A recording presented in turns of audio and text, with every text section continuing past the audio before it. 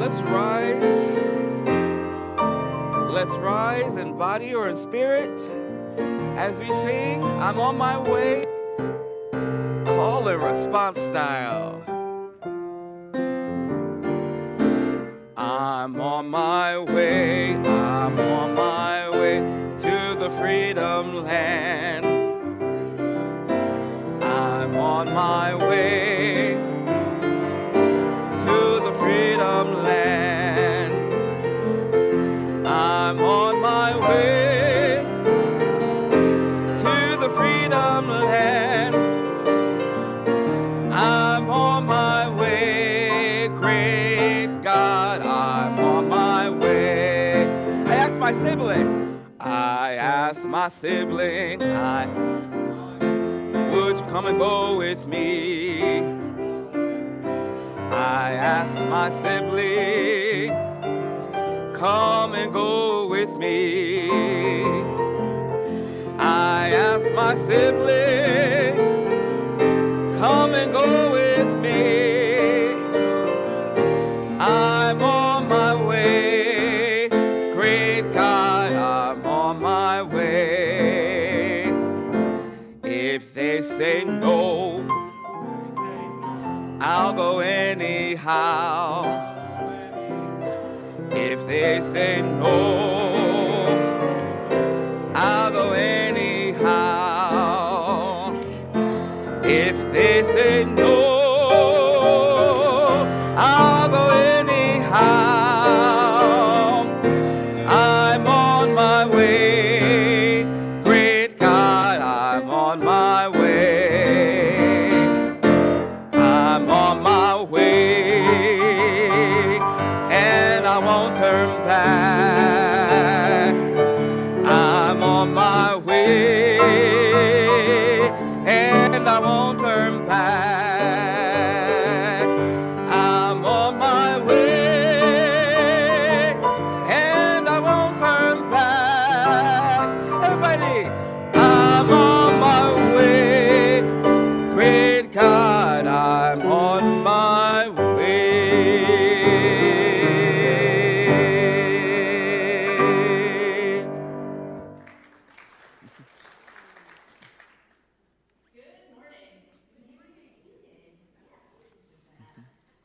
Welcome to First Unitarian Church of Rochester. I'm the Reverend Shari Halliday-Quan, and I'm one of the ministers that serve this congregation along with Reverend Verdis, and I'm one of the worship leaders, but today we are many.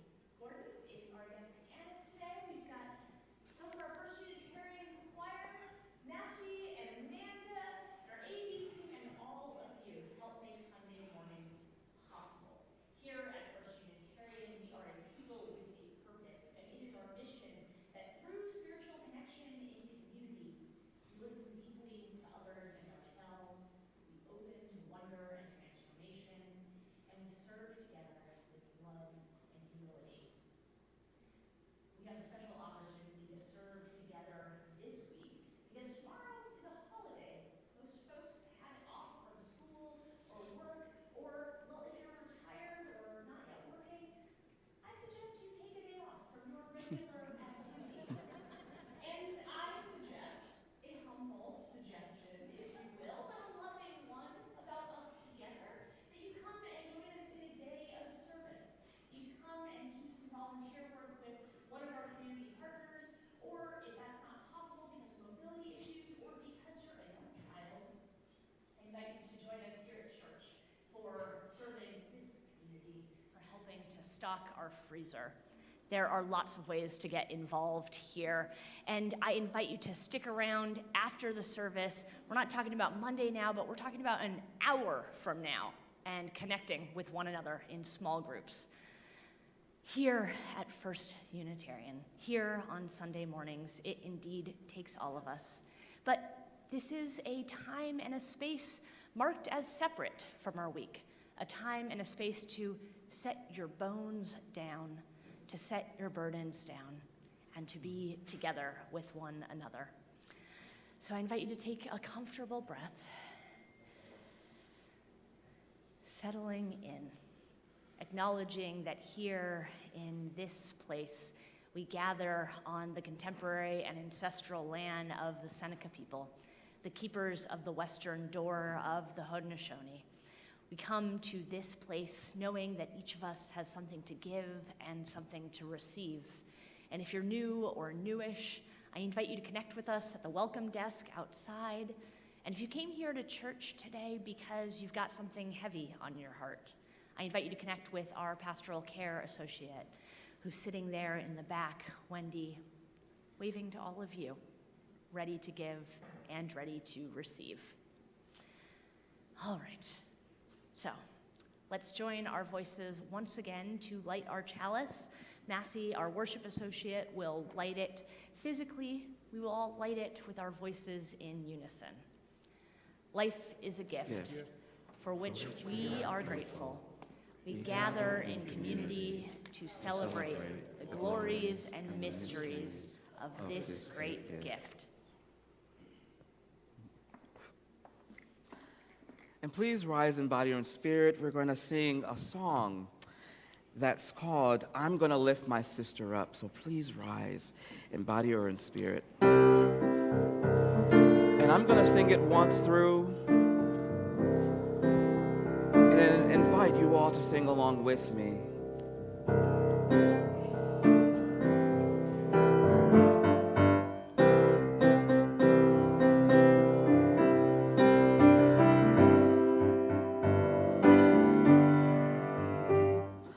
I'm gonna lift my sister up, she is not heavy. I'm gonna lift my sister up, she is not heavy. I'm gonna lift my sister up, she is not heavy. If I don't lift her up, if I don't lift her up, if I don't lift her up, I will fall down. I'm gonna lift my sister up. I'm gonna lift my sister up. She is not heavy. I'm gonna lift my sister up. She is not heavy. I'm gonna lift my sister up. She is not heavy. If I don't lift her up, if I don't lift her up, if I don't lift her up, I will fall down. My brother, I'm gonna lift my brother. He is not heavy.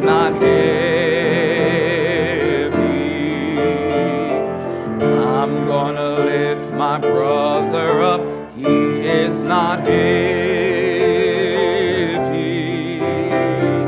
I'm gonna lift my brother up.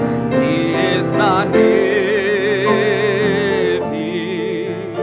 If I don't lift him up, if I don't lift him up, one more time. If I don't lift him up, I will fall down. My people, I'm gonna lift my people up. They are not heavy. Harmonize it. I'm gonna lift my people up. They are not heavy. I'm gonna lift my people up. They are not heavy. If I don't lift them up, if I don't lift them up, if I don't lift them up, if I don't lift them up, I will fall down.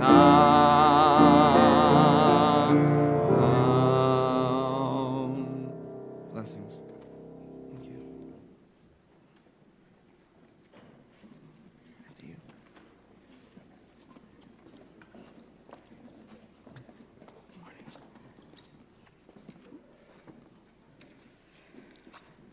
Good morning. My name is Massey. I use she and her pronouns. And when I was in elementary school, I was a bit of a know-it-all. I spent all my time reading science books and watching science TV, and I had a laundry list of fun facts that I was ready to rattle off at any given moment. I was the kid at school that would interrupt your joyful but misinformed conversation with a poorly timed actually. I held very true to my beliefs about how the world worked, and I was more than ready to put you in your place if you didn't know something.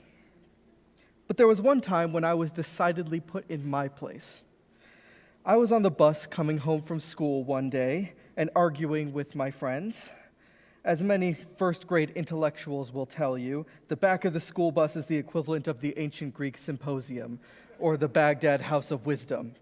It was truly a meeting of the minds. It all started when one of my peers told the whole bus about a magazine article that he had read about a man who had gotten pregnant. Can you believe it? And little 7-year-old me, who had never met a trans man or even heard about trans people in general, fired off the classic, actually, men can't get pregnant. I learned about that like 3 years ago.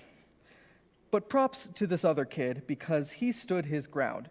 He countered with a, no, I just read about it, it's true. And on, back and forth, this went until the bus stopped at our houses and we went home. But I was still convinced that I was right. So I went to the infinite well of worldly knowledge that is my mother, and I said, Mom, a boy on a bus said a man can get pregnant, but I told him that that's impossible. I'm right, aren't I? And my mom, in all her infinite wisdom, said, actually, a man can get pregnant. And then gave me a quick rundown on what being transgender means and how it is definitely possible for a man to become pregnant. And instead of arguing or making a fuss, I simply said, okay, and went to go play with my toys. And isn't that why we come to church? To expose ourselves to information and people that change the way we view the world. Sometimes we need to listen to the actuallys in order to understand that some of the things that we know to be true may not actually be true, and to open us up to deeper understanding. I now invite you to rise in body or in spirit and greet your neighbor and share a time where your mind was changed. Thank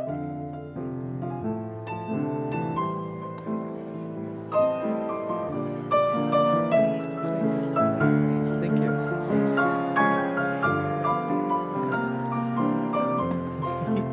Thank you. Thank you.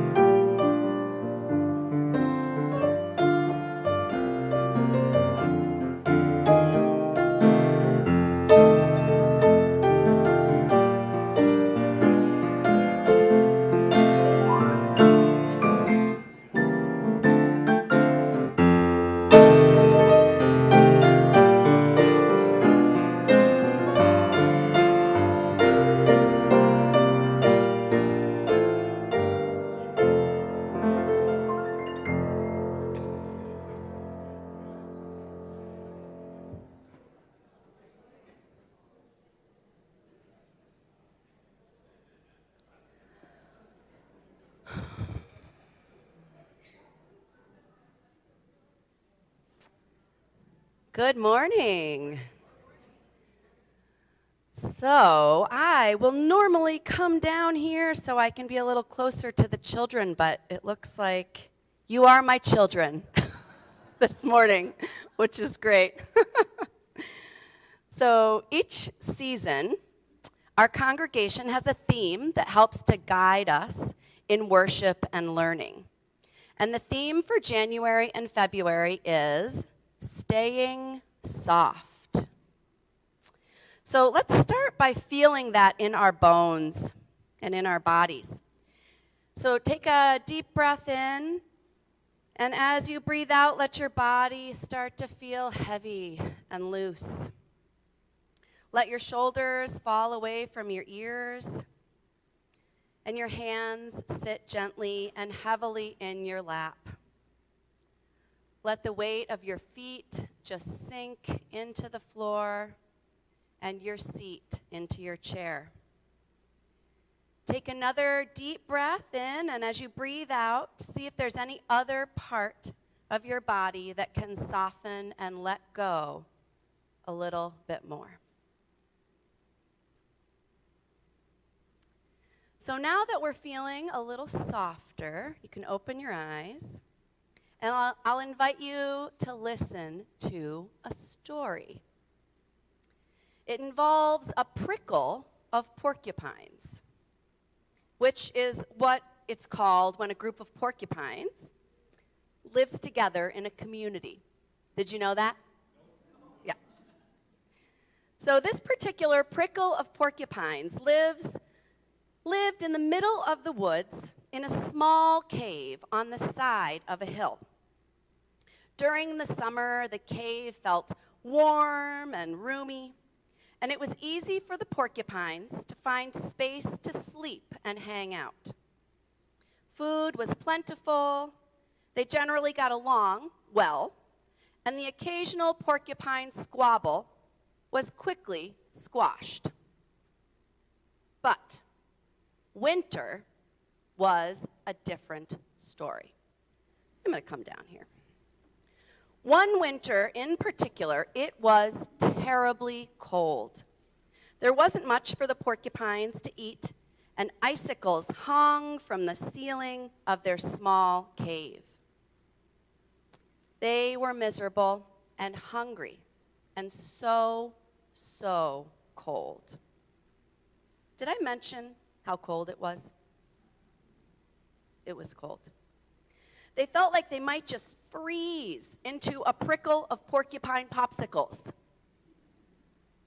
In an effort to stay warm, the porcupines moved closer together and closer and closer. And at first, that felt pretty good. They were just starting to feel warm and cozy when one porcupine stepped on another porcupine's foot. Not a good situation. An argument began, and before you can say, short, sharp, shock, somebody got poked. Now, I don't know if you have ever been poked by a porcupine, but ouch, it does not feel good. It hurts. And these two arguing porcupines kind of lost control. They could not keep their quills to themselves, and before you could say, short, sharp shock, another porcupine got caught in the quill crossfire. And then another, and another. Everyone was shouting, everyone was angry. No one could remember who had started the fight or how it began. Eventually, the porcupines ran out of energy for shouting and stomping around. And they each headed off to a separate little spot in the cave to nurse their wounded bodies and feelings. But don't forget, it was the middle of a very cold winter. And pretty soon, those porcupines, all in their little separate spots in the cave, started to feel very chilly.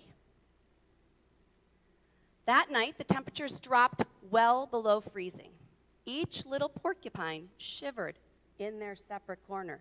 And it wasn't long before they started to realize that without each other's body heat to keep warm, they would all freeze. So they decided to try again. Slowly, slowly, the porcupines moved closer and closer until they were huddled in a tight bundle together. And they started to thaw out, and soon they were beginning to feel comfy and cozy when, you guessed it, another foot got stomped. The injured porcupine started to get angry. His quills started to rise, and then he heard a small voice of one of his porcupine friends. And do you know what that voice said? Do you have a guess? Oh, good guesses. Great guesses, everyone. It said, "Stay soft. Stay soft." They said it very quietly, and then again a little louder. "Stay soft." The stomped-on porcupine was surprised and just a little distracted from feeling angry.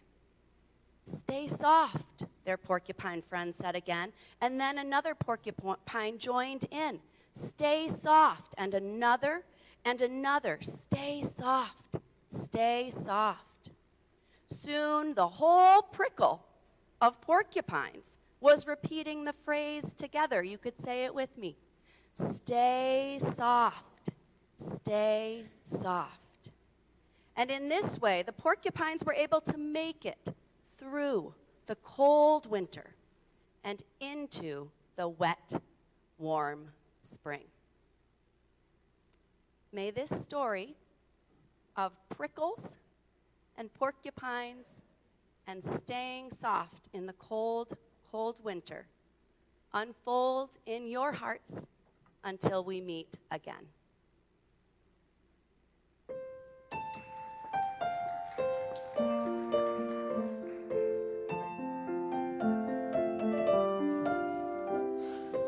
We're going to sing the children out in spirit.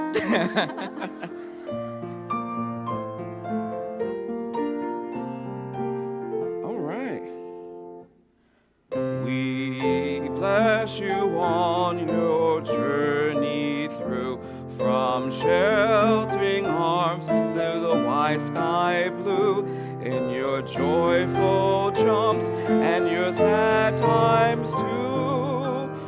You bless us by blessing you. Let's do it one more time. We bless you on your journey through, from sheltering arms to the wide sky blue, in your joyful jumps and your sad times too. You bless us by being you. And when we have children, that's going to be a blessing to send them away.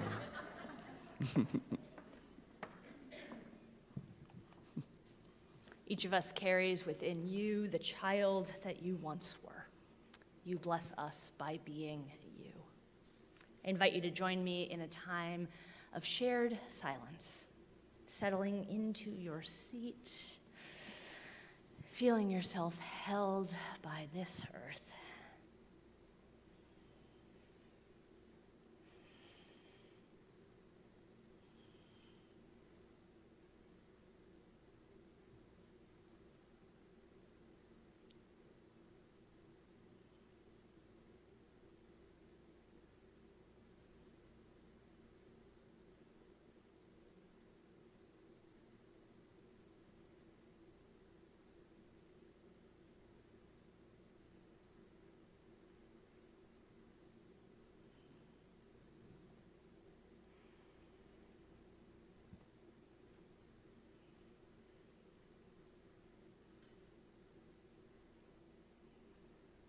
I invite you to join me in the spirit of prayer and meditation. We begin with the words of Unitarian Universalist minister Reverend Om Prakash. This is a prayer of delight. The stars are dancing tonight while the moon sits in her golden hammock. We sway back and forth to the rhythm of celestial voices. The beloved is full of rapture, dancing worlds and stars into being, drunk with the wine of passion and filling the heavens with song. Do not sit alone in the dark while creation sings three-part harmony. Dance, my friends. Dance wildly, sing joyfully. Fill your heart with the beauty of the beloved as the beloved turns your soul to light. Each of us has a role to play, all different and none purely the hero, the villain, or the fool. But the three-part harmony of creation plays in miniature within us all.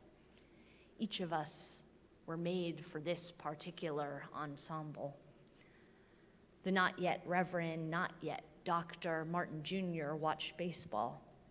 He sat down to watch the World Series with Howard Thurman, the great preacher and teacher who, by the way, did mushrooms. And unrelated, although you could be forgiven for thinking otherwise, collected penguin figurines. Haven't you heard that James Luther Adams, the famed Unitarian theologian, loved soap operas and the film Kung Fu? Whatever it is in our hearts that makes us sing, whatever wildness grows within us like fruit on a vine, let us consider ourselves part of creation's choir. Let the juices of nature's goodness run down our chin. Dance, my friends, dance wildly, sing joyfully. After all, joy, the rabbis teach, is the wellspring of prophecy. May it be so. Amen and blessed be. We enter now into ritual to bring whatever is on our hearts, whatever joys are dancing, whatever sorrows go weeping. We come to lay it on the altar of community and spirit, honoring the complexities of life. Bring to mind, to your heart, whatever grief or growth or gratitude is alive within you. And here in the sanctuary, I invite you to come forward, to come and light a candle, or if you'd like an usher to bring a candle to you, to raise your hand. May we now share in the ritual of community care. May we witness to one another's hearts.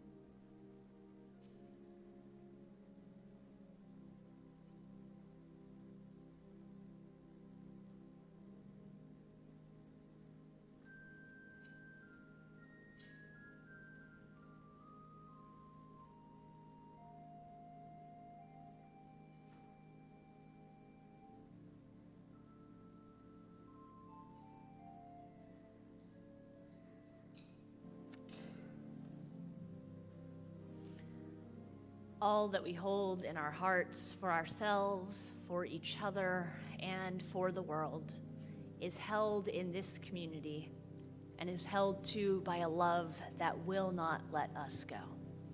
Amen.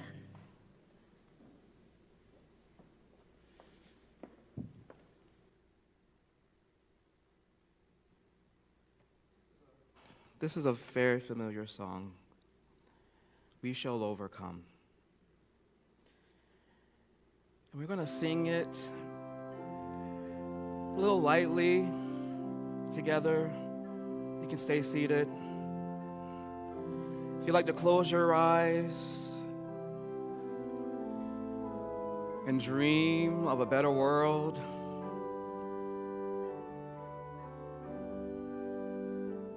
a beloved community,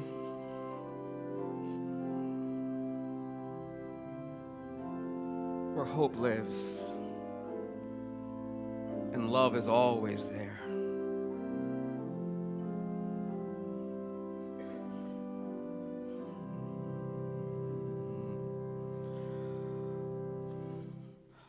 We shall overcome. We shall overcome. We shall overcome someday.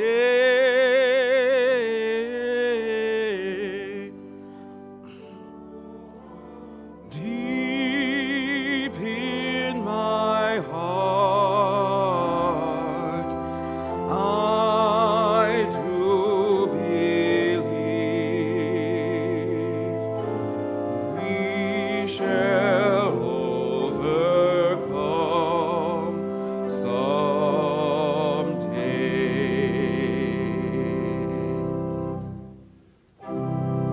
We'll walk hand in hand. We'll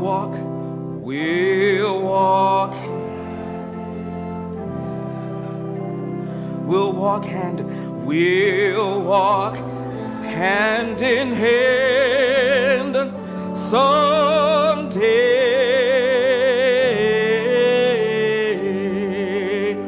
Oh, deep, I do believe. I do believe we'll walk hand in hand. We'll walk hand in hand someday. We shall all be free. Oh, we shall all be free. We shall all. Do y'all believe it? We shall all be free. We shall all be free someday.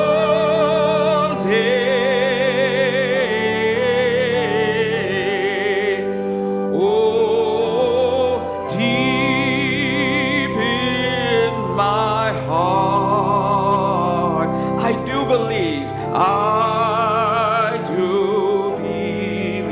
that we shall all be free. We shall all be free someday. And one of my favorite verses, we especially need this right now. We shall live in peace. We shall live and harmonize it. Rise in body and spirit if you feel like it. We shall live in peace. We shall live in peace. We shall live in peace someday.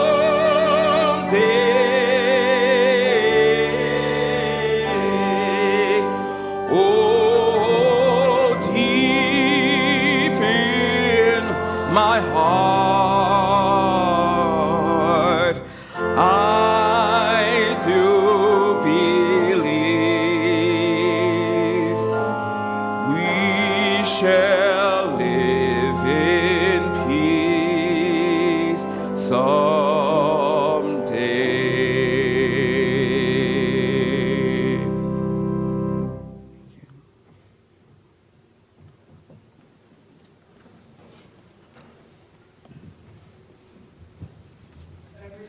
our church does for ourselves and for others is made possible by what we bring to it. Each week, we practice shared generosity to support the work and witness of Unitarian Universalism in Rochester, and half of our Sunday offering goes to a partner organization working to make a more just and loving world.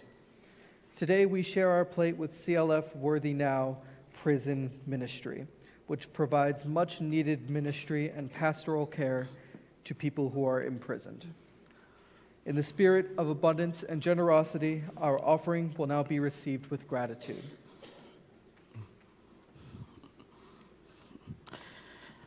So this is Reverend Dr. Martin Luther King Jr. weekend or day tomorrow, and this is our service for that.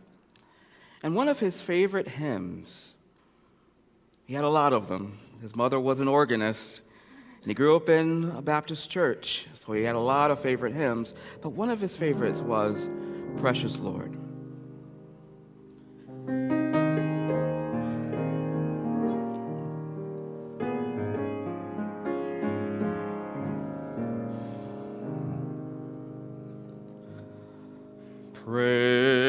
Precious Lord, take my hand and lead me on. Let me stand. I am tired. I am weak. I am worn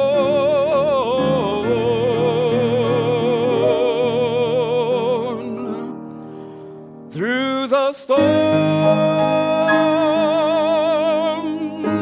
through the night. Lead me on to the light.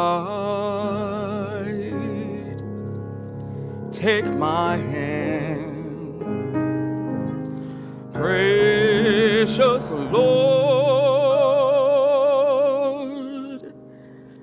and lead me home.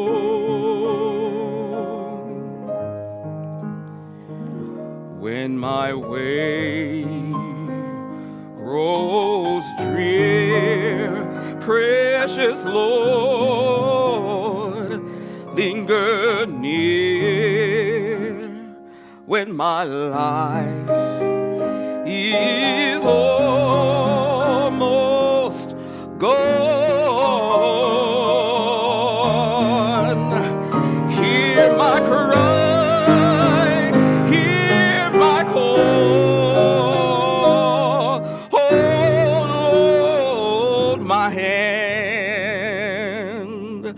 Lest I fall, take my hand, precious Lord, and lead me home.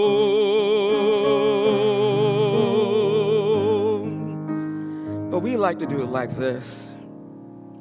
Precious Lord, take my hand, lead me on, let me stand. I am tired, I am weak, I am worn. Through the storm, through the night, lead me on to the light. Take my hand, precious Lord, lead me on. One more time. Precious Lord, take my hand, lead me on, let me stand, I am tired, I am weak, I am worn, through the storm, through the night, through the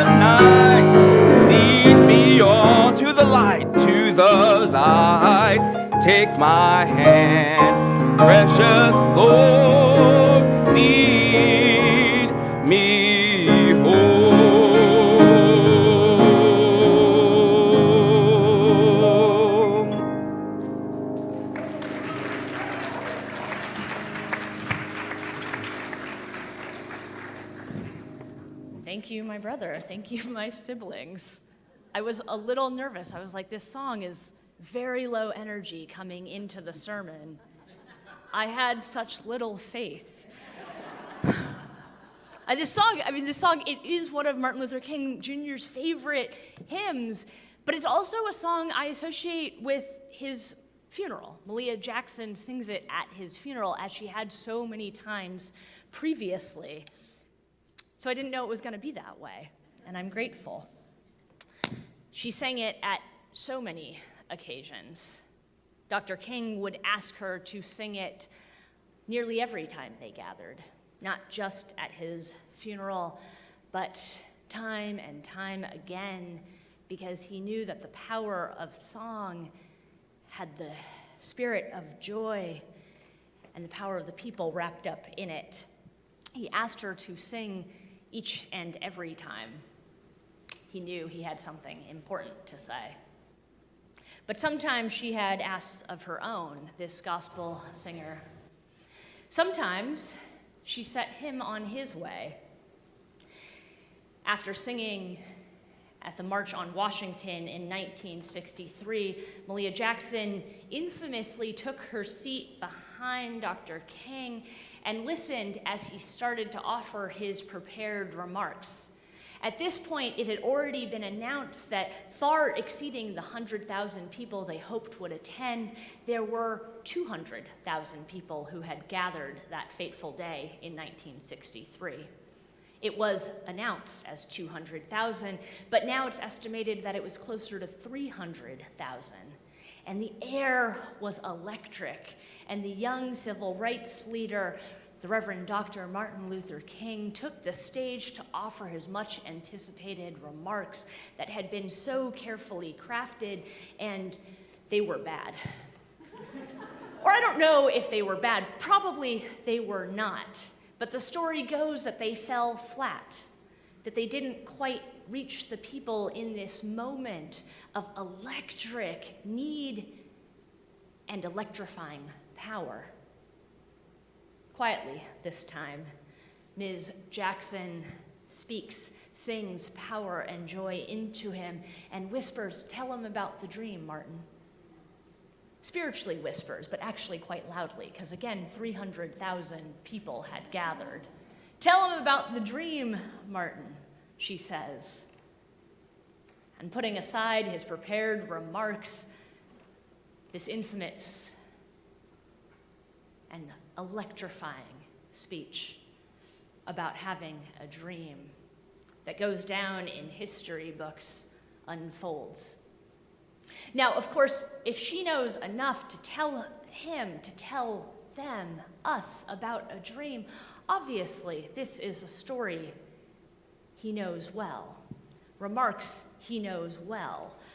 Remarks written already on the tablets of his heart. So it's not enough to say that it was unplanned, because quite frankly, there was nothing that day completely unplanned. That day was meticulously crafted.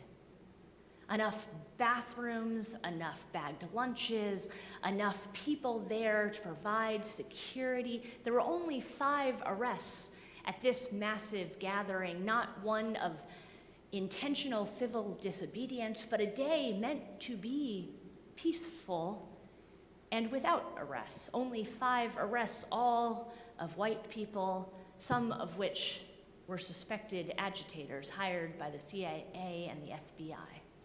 Everything was meticulously planned that day, crafted in large part, not solely by, but in many ways by a man named Bayard Rustin.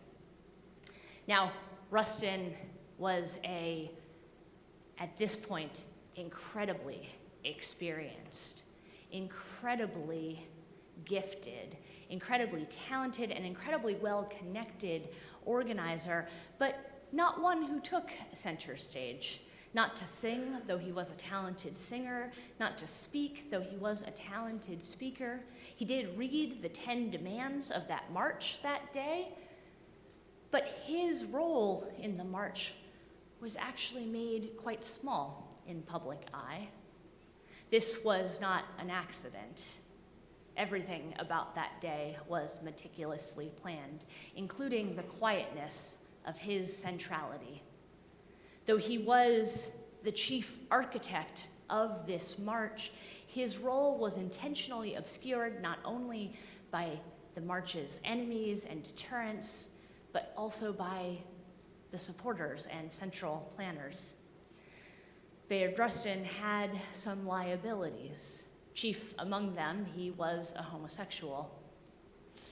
Secondly, a pacifist, at first conscientious objector, and then someone who found that even participating in conscientious objection to World War II meant that he too was participating too willingly in the war machine, and so had a prison record. Bayard Rustin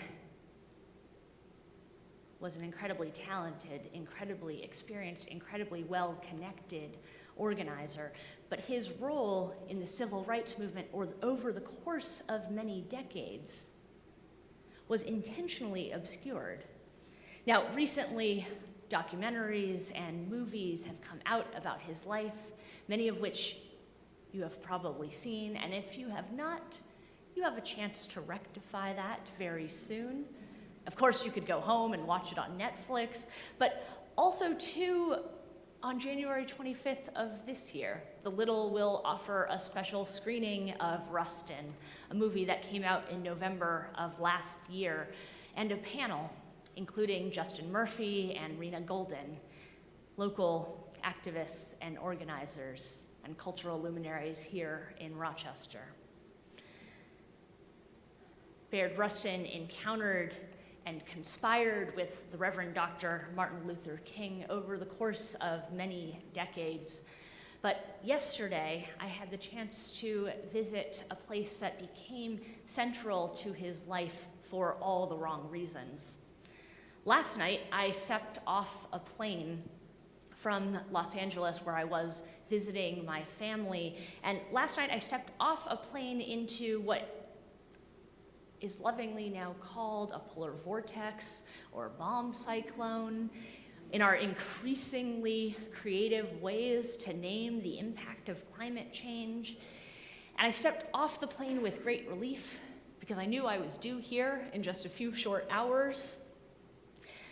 But I almost didn't make it. The weather threatened and the plane was delayed, but fortunately I knew I wasn't traveling alone. There were experts, others who knew better, and who got me here safely. Yesterday morning, though, I was in a different place. Yesterday morning, I was in Pasadena, where my family is from. Pasadena, California, where there is, as of this year, a 70-year-old police arrest record, where Bayard Rustin was arrested for indecent actions because he was gay. Bayard Rustin's arrest record on this day nearly threatened the many decades of activism that followed and the decades of activism that preceded. My hometown, this place that in many ways was a beautiful place to grow up, writes itself into the history books as animus and villain of this story. The Reverend Dr. Martin Luther King first met Bayard Rustin when he was a young pastor thrust to the forefront of the national spotlight in Montgomery.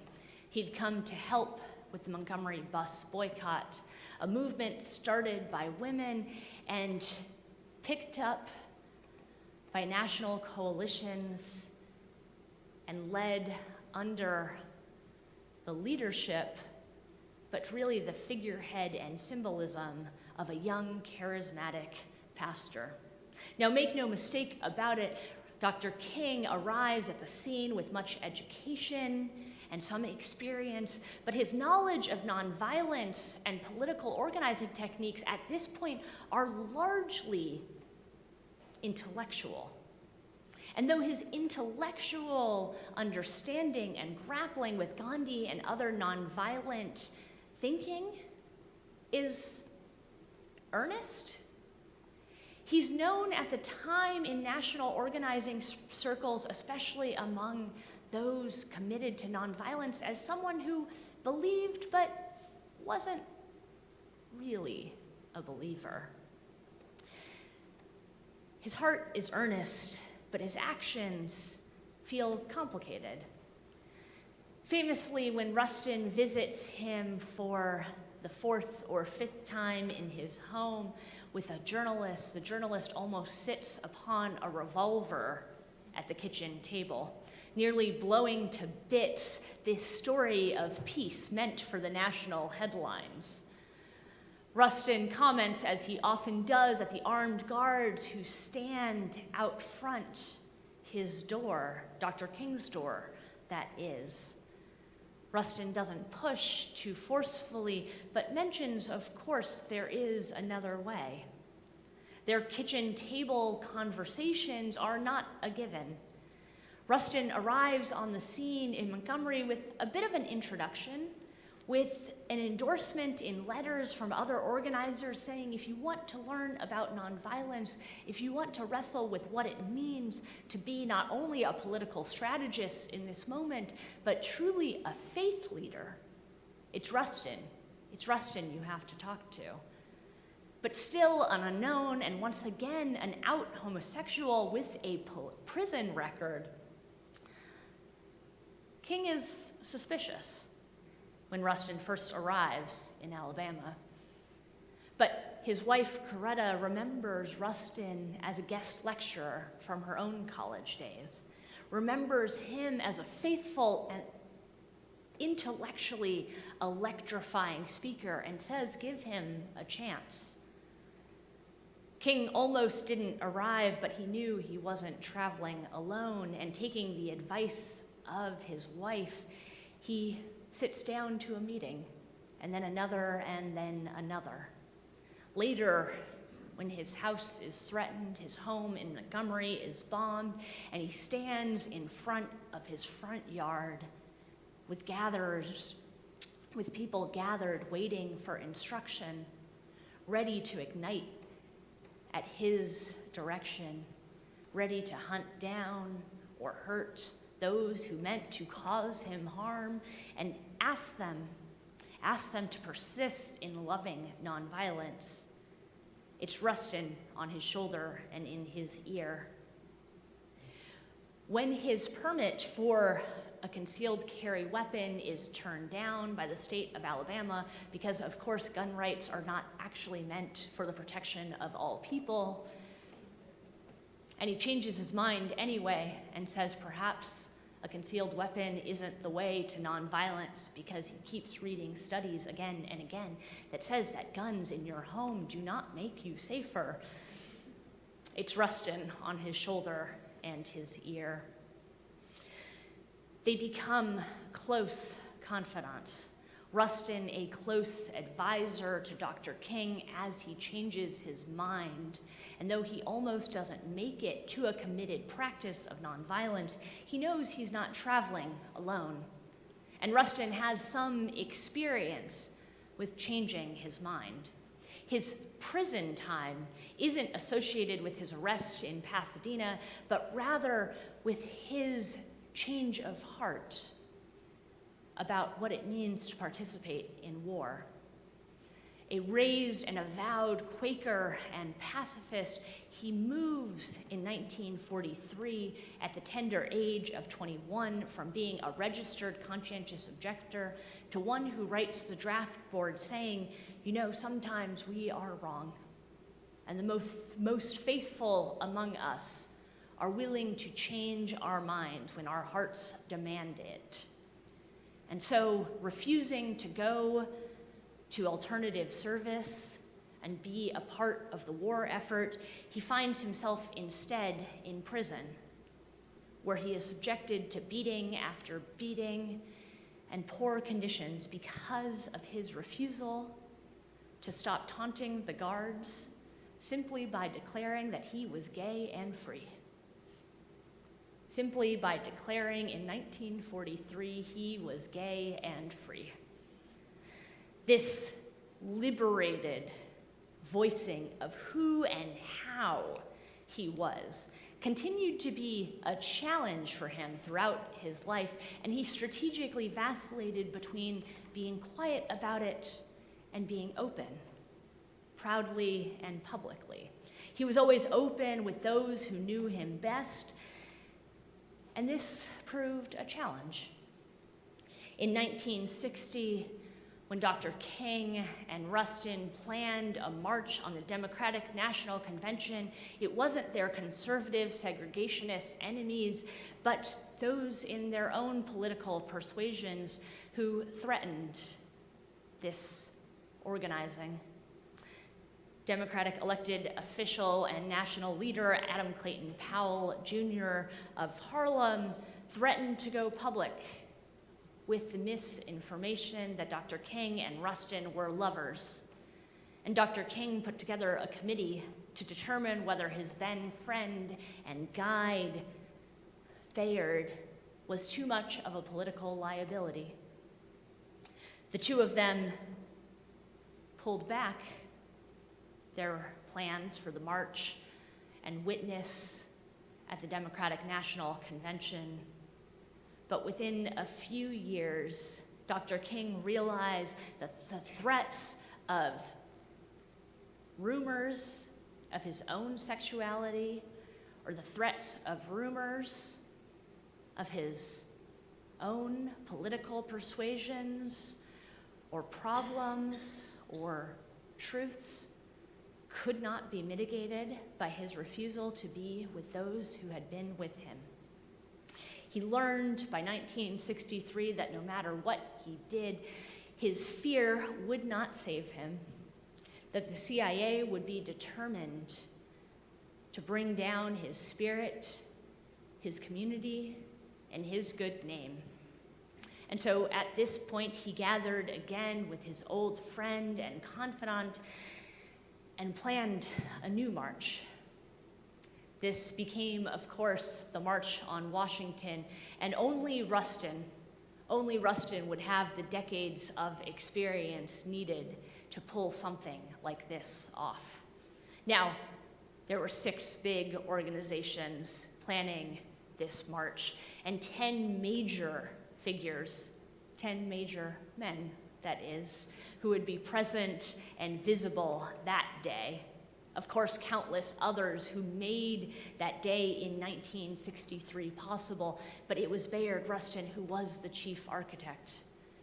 But again, being open and free and liberated continued to haunt him, and so he convinced the person who convinced him to keep trying, to keep working, to keep organizing, A. Philip Randolph, to be the public face.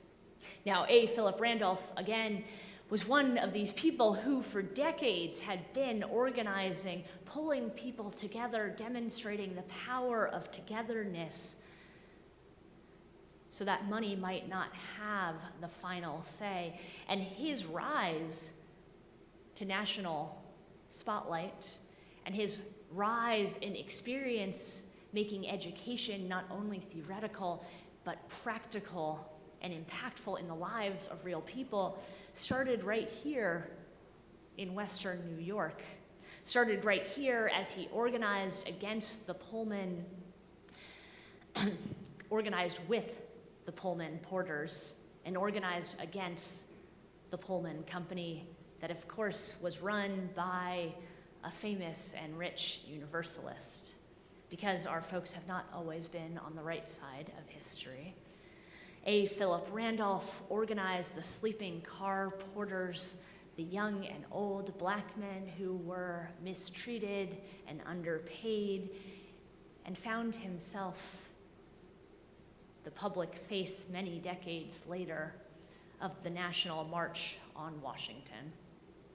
Together, the two of them would change the hearts and minds of those who would not think it possible.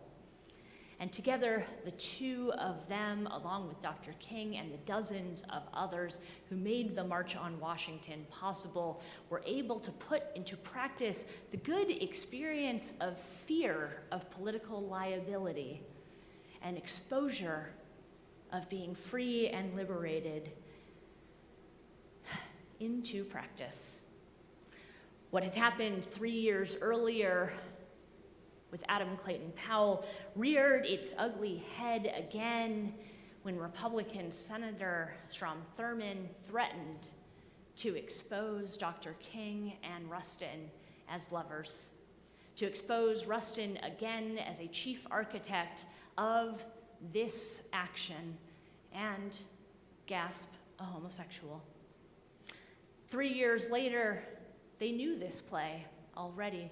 Having already had it performed by their friends, these two and those among them could get more strategic about what that meant, and the march carried on. They almost didn't get there, but they were not traveling alone. Dr. King owes his organizing to a vast web of interdependent mutuality of people like Howard Thurman, who watched the World Series with him, to Malia Jackson, who told him quietly and then loudly to tell him about the dream, and to Bayard Rustin, who knew something about it, what it meant to be free and liberated, and who asked Martin to be unafraid. May we all be surrounded by a network of people who teach us how to say soft when it matters, and who whisper first and then a little more loudly to keep the course. May it be so. Amen, and blessed be.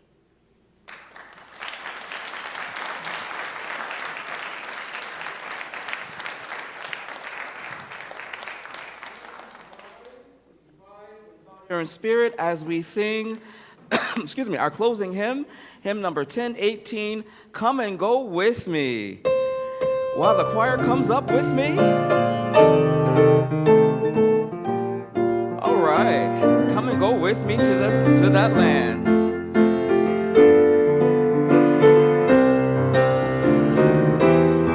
Get loose, because we're gonna get loose a little bit, y'all.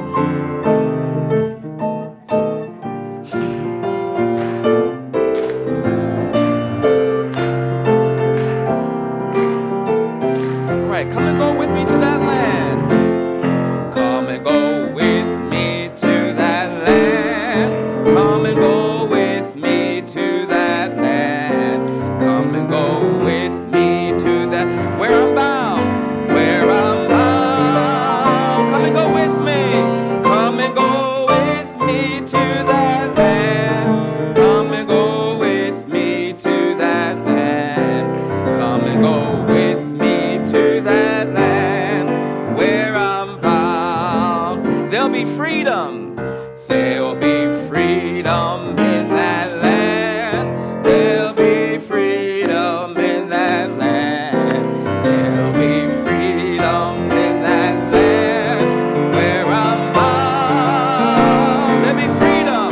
There'll be freedom in that land. There'll be freedom in that land. There'll be freedom in that land where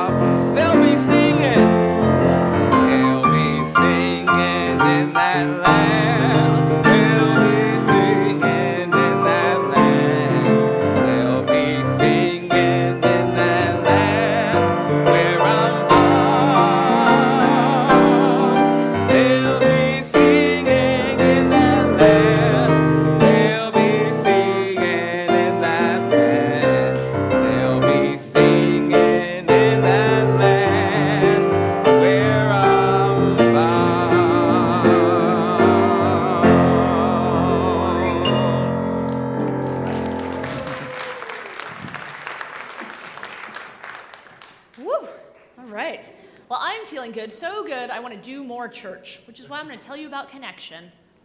So I invite you after the service. There's yoga, there's multi-gen chess and board games. I like that you're all sitting down. You can tell Shari's going to go on for a while. It's true. It is true. So the Buddhist Fellowship is meeting, Parenting Matters meets, as well as considering an electric car, which I think is exactly what it sounds like. All of these things are happening at 10:30, and well, if you're wondering who are the people whispering in your ear to build a better world, if you're one of those people who joined this church, as I know some of you have because you've told me, because your friends before coming here didn't really want to volunteer or do things that made the world a better place, and so you thought maybe I should make some more friends, well, you're in the right place. So tomorrow, I invite you, again, I know I mentioned this already, but I just want you to know, tomorrow I invite you to join in some direct service to our community, to our wider community. And if you're interested and want to sign up, go see Tom Perry, who's right here. Here's someone who's sitting on my shoulder and in my ear every week saying, hey, Shari, you know this world could be better and we could do something about it. Thank you, Tom, for being one of those people for me. So go see Tom. All right, then. Let's extinguish our chalice, shall we? Massey will do it here, and all of you will help me join in our unison words. We extinguish this flame, but not the lighted truth, the warmth of community, or the fire of commitment. These we carry in our hearts until we are together again. The warmth of the winter comes from being together. It comes when we stay soft. May we listen deeply to those who whisper quietly to build, to be a place where we might be soft with one another. Amen, and blessed be.